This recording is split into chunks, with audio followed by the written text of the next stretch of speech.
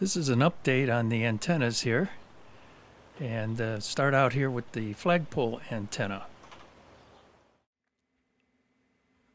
This is the updated drawing of the flagpole antenna. Everything is the same except for I added a matching circuit here so I can use it with 10 meters also. So now it works for 20, 15, and 10 meters. This match has a relay in it and then a tune circuit to match the impedance for 10 meters. This 50 ohm LMR 400 is the feed line over here.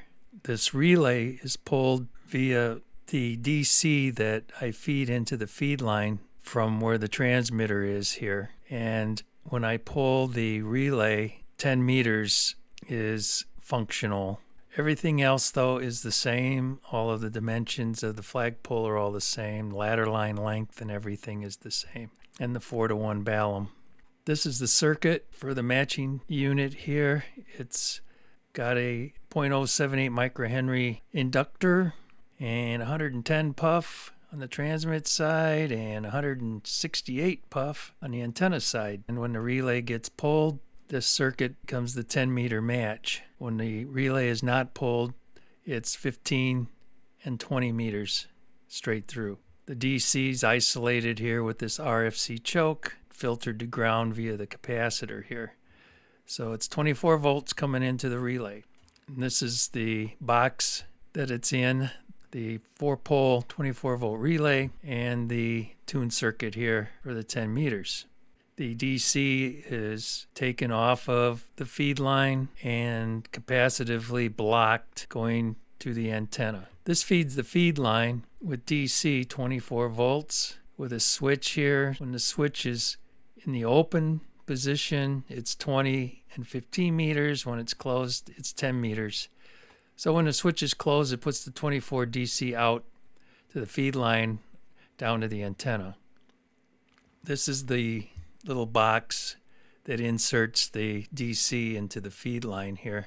It has a switch here to switch between bands. The feed line is connected to this left side here. The DC is injected into it. It's capacitively blocked from going back to the transmitter. So it's just a simple little DC injection module. Okay, I got the matching unit mounted here next to the 4-to-1 Balun. So it's going to do some testing of the SWR.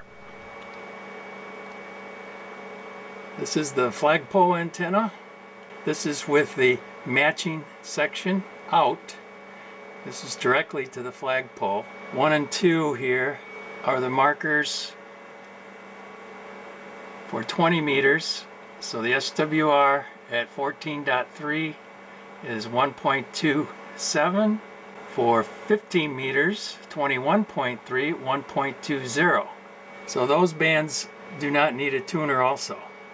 Now when I flip this switch here, it puts DC down the line and pulls the relay at the other end. This brings in 10 meters.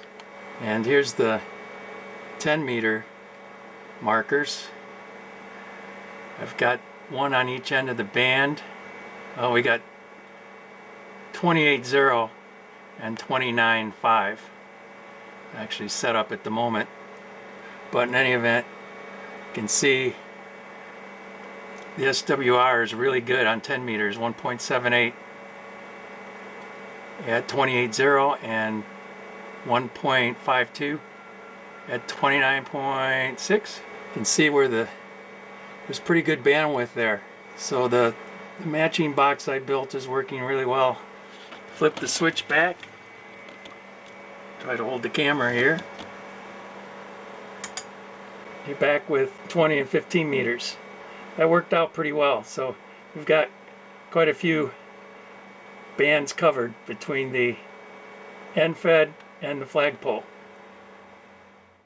This is an updated drawing of the long wire antenna, the end fed.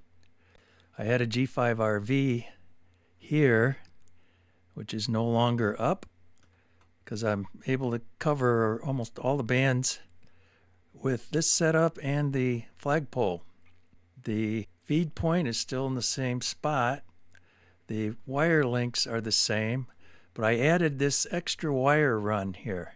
I was experimenting with some other bands with this length of wire by itself, and it's not connected to anything at the top, but I found that at the bottom, if I put a 300 picofarad capacitor to ground, this actually improved the bandwidth and the SWR of 75 meter band. So I'm not exactly sure what's happening here, but it did help, so I just left it there. I'll show you in the video how it's wired up. It's just connected to ground down here, the same ground stake that the 49-to-1 transformer is grounded to.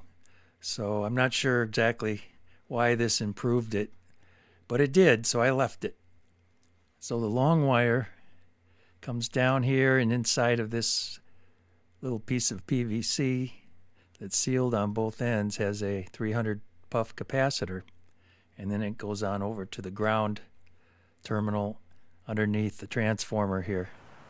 I'm still using the same feed line with the choke at the transformer end.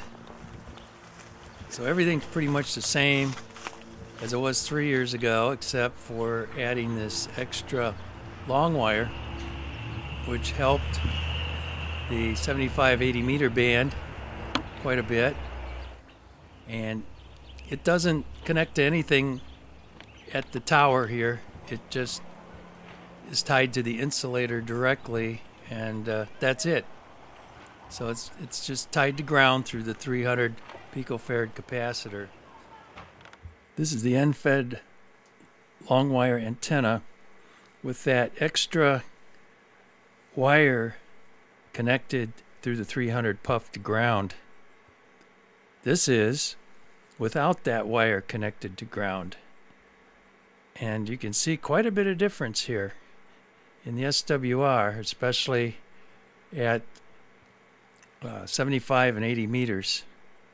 It's 2.14, 2.01 at 60 meters, and 1.47 at 40. Now I've reconnected the long wire, and the SWR now is down to 1.48 on 3.9 megahertz, 1.77 at 5.3 megahertz, and 1.44 at 7.2 megahertz. So that extra wire connected to ground through the 300 picofarad capacitor makes all the difference in the world to this thing. I really don't know why. Is it a reflector? Add it as a reflector, or some type of capacitive coupling between the two? But it does work pretty well, so I'm continuing to use it, even though I don't really understand why.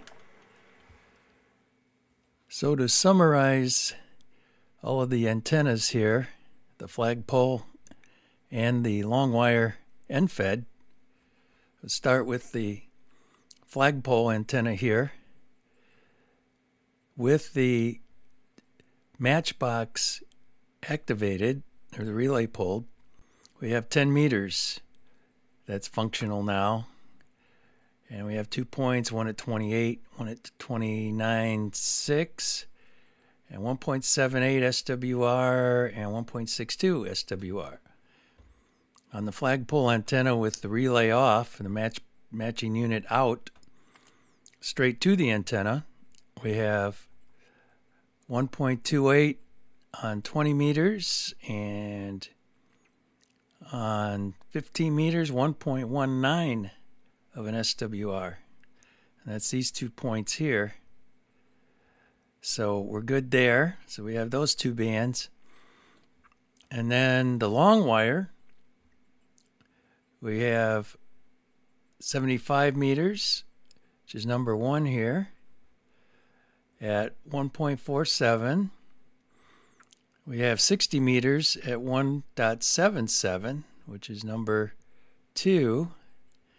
And we have number 3, which is 7.2, 40 meters at 1.44 SWR. So we've got 3 bands covered with the long wire, and 3 bands covered with the flagpole antenna. So we have 6 bands that do not require a tuner. You can hook right directly to the radio. No tuner needed.